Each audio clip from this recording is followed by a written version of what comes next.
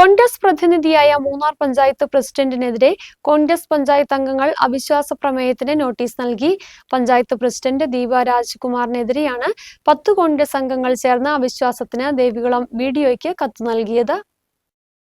കോൺഗ്രസ് പ്രതിനിധിയായ മൂന്നാർ പഞ്ചായത്ത് പ്രസിഡന്റിനെതിരെ കോൺഗ്രസ് പഞ്ചായത്ത് അംഗങ്ങൾ അവിശ്വാസ പ്രമേയത്തിന് നോട്ടീസ് നൽകി. പഞ്ചായത്ത് പ്രസിഡന്റ് ദീപ രാജ്കുമാറിനെതിരെയാണ് 10 കോൺഗ്രസ് അംഗങ്ങൾ ചേർന്ന് അവിശ്വാസത്തിന് ദേവികുളം BDOയ്ക്ക് കത്ത് നൽകിയത്.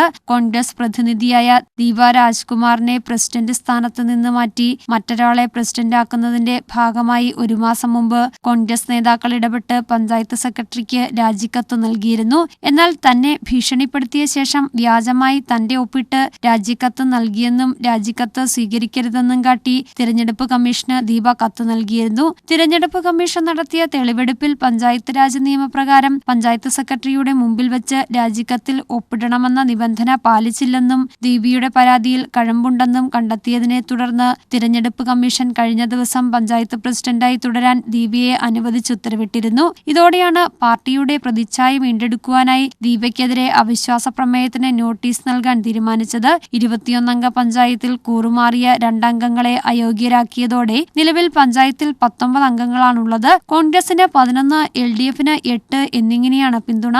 News bureau, Munnar.